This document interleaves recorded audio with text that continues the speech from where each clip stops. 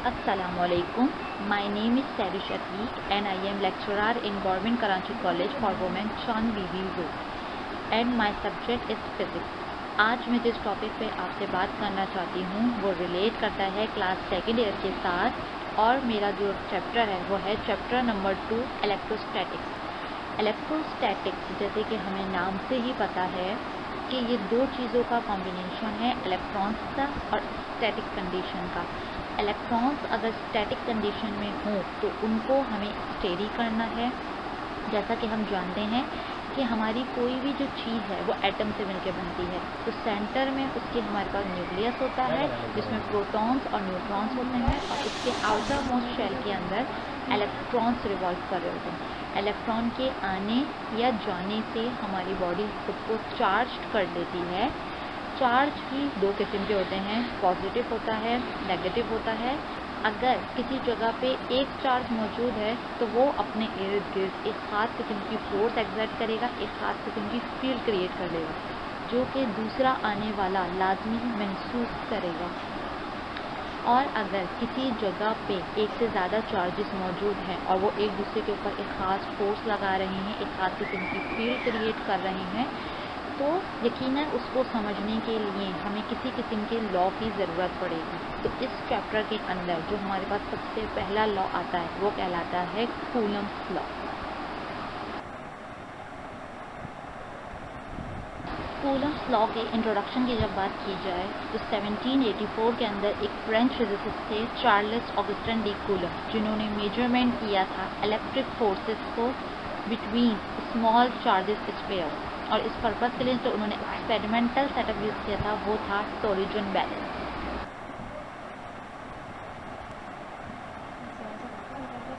यहाँ जो बात हो रही है वो हो रही है इलेक्ट्रॉन्स की, इसलिए जिस फोर्सेस को हम डिस्कस कर रहे हैं वो इलेक्ट्रिक फोर्सेस हैं और उनके गिर्द जो फील्ड क्रिएट हो रही है वो इलेक्ट्रिक फील्ड है।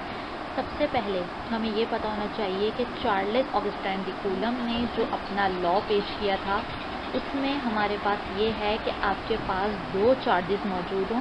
उन चार्जेस को आप कुछ भी नाम दे सकते हैं। आपने एक को कहा Q1, एक को कहा Q2 और वो एक ख़ास फासले पे मौजूद हैं।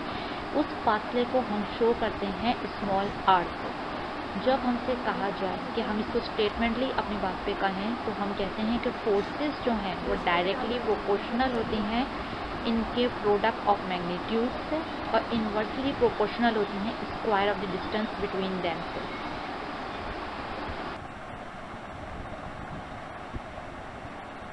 जैसा कि पिक्चर में शो है कि एक को कह दिया हमने Q1, एक को कह दिया हमने Q2 और उनको एक ख़ास फासले पे हमने शो कर दिया।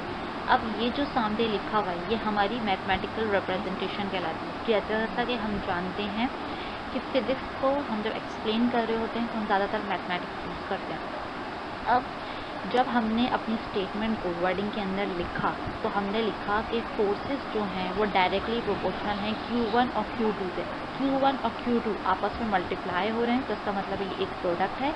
जितना ज़्यादा इनका मैग्नीट्यूड बढ़ता जाएगा उतनी ज़्यादा ये दोनों एक दूसरे के ऊपर फोर्स एक्सर्ट करते रहेंगे और F जो है वो प्रोपोर्शनली है उनके डिस्टेंस से, स्क्वायर ऑफ द डिस्टेंस से। तो जितना कम इनके बीच में फासला होता जाएगा उतनी ज़्यादा ये फोर्स स्ट्रॉन्ग होती जाएगी, लेकिन ये ऐसा ना हो कि ये फासला बिल्कुल ख़त्म हो जाए। अब हमने देखा कि दोनों के लेफ़्ट साइड पे F है तो हमने इन दोनों इक्वेशंस को कंबाइन करके लिख दिया और हम जानते हैं कि जब हमारे पास प्रोपोर्शनलिटी का साइन हटता है तो कुछ ना कुछ कांस्टेंट आता है और ये जो कांस्टेंट आया वो K आया। K क्या है हमारे पास? Coulomb constant.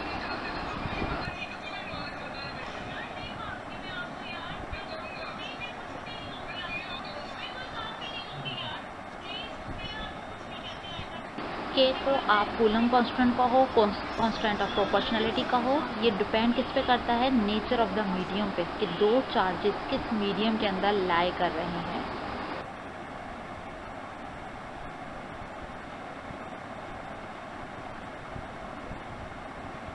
जब K की वैल्यू पुट की जाए तो वो बनती है 1/4 पाई एप्सिलॉन नॉट। 4 एक कांस्टेंट फैक्टर हो गया, पाई की वैल्यू हम सबको पता होती है 3.142। एप्सिलॉन हम लोग कहते हैं परमिटिविटी ऑफ फ्री स्पेस को। स्पेस कहें या वैक्यूम कहें, वैक्यूम एक ऐसी जगह है जहाँ से हवा को भी सक करके निकाल लिया गया। फ्री स्पेस में या स्पेस के अंदर एप्सिलॉन की जो वैल्यू होती है वो हमेशा कांस्टेंट रहती है 8.85 एक्सपोनेंट -12। अगर कोई दूसरा मीडियम मौजूद है तो फिर उस फैक्टर की परमिटिविटी भी एडअप की जाएगी।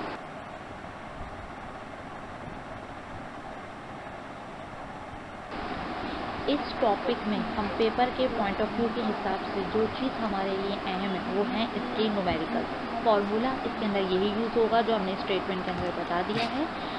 अब आप सबसे पहले बुक खोलें, शॉर्ट एग्जाम्पल देखें 12.1 के नाम से।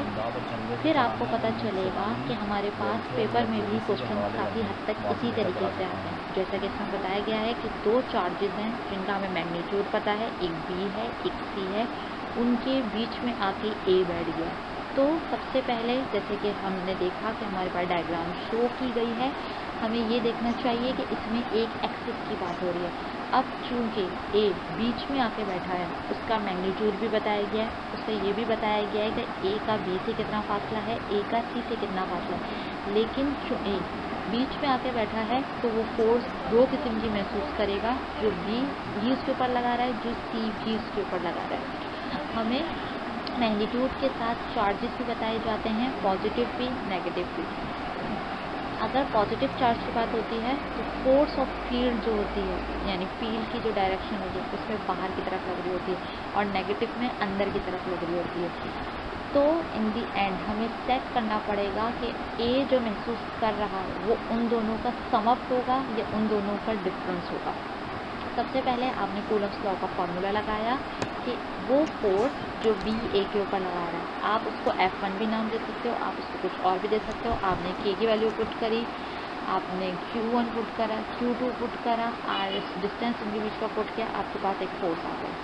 फिर आपने जो C ए के ऊपर लगा रहा है आपने उसका फॉर्मूला लगाया, आपने लिखा F2 = K Q1 Q2 upon R²। आपने उसकी वैल्यूज पुट करी, आपके पास आंसर आ गया। आपने ये देखा कि इन दी एंड हमने उसको किया है प्लस, क्योंकि एक फोर्स लग रही होगी पॉजिटिव की तरफ से, एक लग रही होगी नेगेटिव की तरफ से। तो इन दोनों फोर्सेस की डायरेक्शन चूँकि सेम हो गई है इसलिए हमने उसको कर दिया प्लस।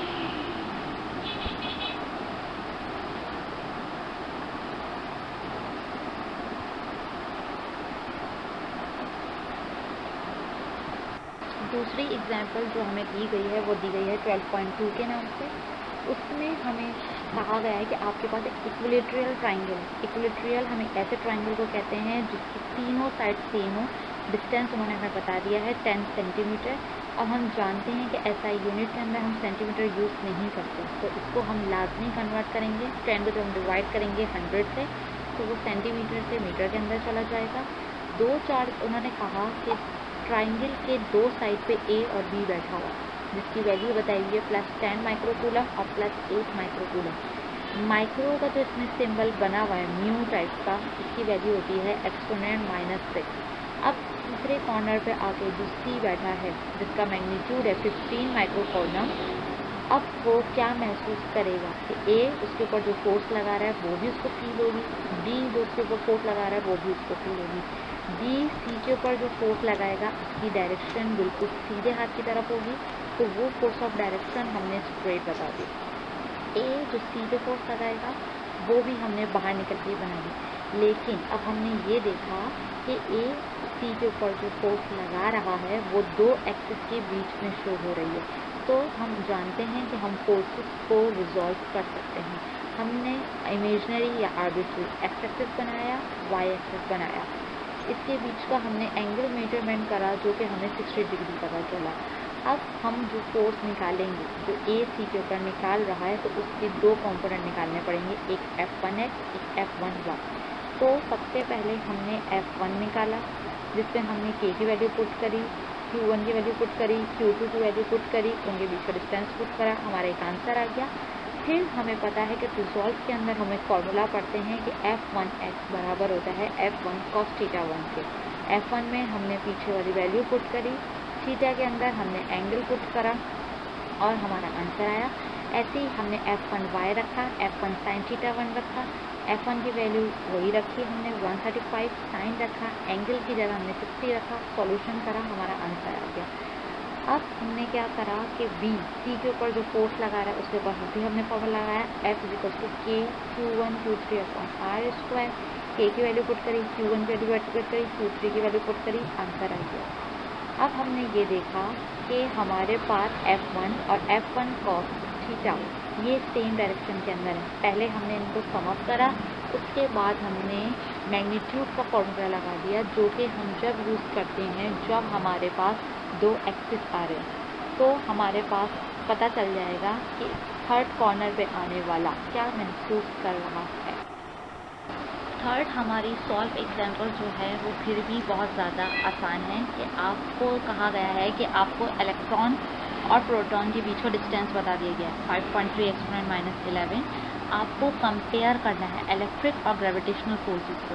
जब भी इस तरीके का सवाल दिया जाए आप उन्हीं फोर्सेस को कंपेयर कर लें जिनका नाम दिया गया है। आपने ऊपर इलेक्ट्रिकल फोर्स का फॉर्मूला लिखा F इक्वल टू के Q1 Q2 upon R square.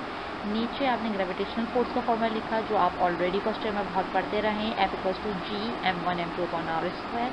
हम इन फॉर्मूलों को इसलिए कंपेयर कर सकते हैं क्योंकि ये दोनों इन्वर्स स्क्वायर लॉज कहलाते हैं।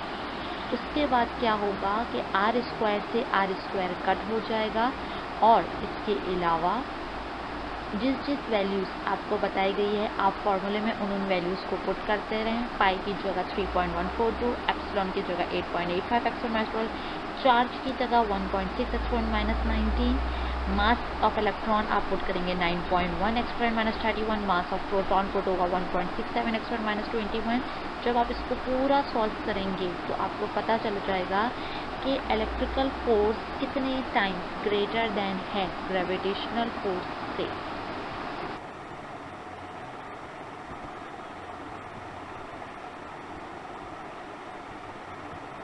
कॉन्स्टेंट्स वैल्यू को लेके परेशान होने की ज़रूरत नहीं पेश आनी चाहिए, क्योंकि जब हमारे पास पेपर आता है तो हमें हर कांस्टेंट फैक्टर की वैल्यू लिखी हुई आती है। जैसे के की वैल्यू क्या होती है, एप्सिलॉन नॉट की क्या होती है, मास ऑफ प्रोटॉन क्या होता है, मास ऑफ इलेक्ट्रॉन क्या होता है, इसी तरीके से ग्रेविटेशनल कांस्टेंट क्या होता है। जब आप एक दो बार देख के इन सवालों की प्रैक्टिस कर लें और आप ये समझते हैं कि आपकी समझ में ये सवाल आ गए हैं, तो पीछे आपका एक सेल्फ टास्क ये होना चाहिए कि आप ये देखें कि बुक के एंड में इससे रिलेटेड या इससे मिलते जुलते कौन कौन से सवाल दिए गए हैं। अगर आपकी समझ में वाकई ये सॉल्व एग्जाम्पल आ रही हैं तो आप क्वेश्चन नंबर 1 और 2 जो इस चैप्टर के एंड में दिया गया है वो सॉल्व कर सकते हैं।